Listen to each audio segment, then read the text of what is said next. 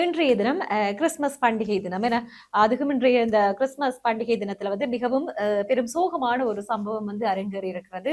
எங்கே என்று சொல்லி சொன்னால் கர்நாடகாவிலே இந்த சம்பவம் நடந்திருக்கிறது. அதாவது ஒரு பாரிய விபத்து சம்பவம் ஒன்று இடம்பெற்றிருக்கிறது.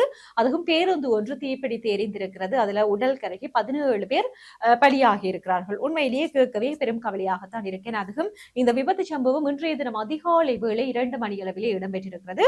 பெங்களூரில் இருந்து கோகர்னா நோக்கி சென்று கொண்டிருந்த ஒரு பேருந்து, அதுவும் தனியார் சொகுசு பேருந்து தான்.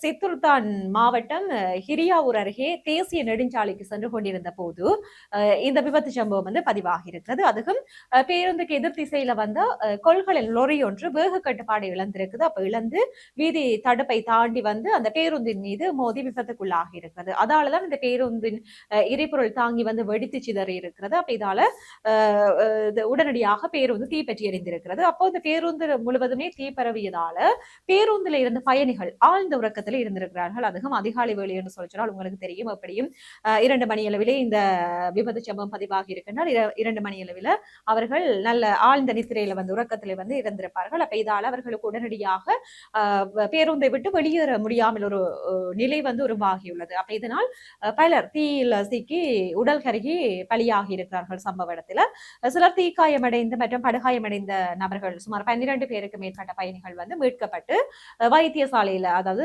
சித்துர்கா வைத்தியசாலையில சிகிச்சைக்காக அனுமதிக்கப்பட்டிருந்தார்கள்.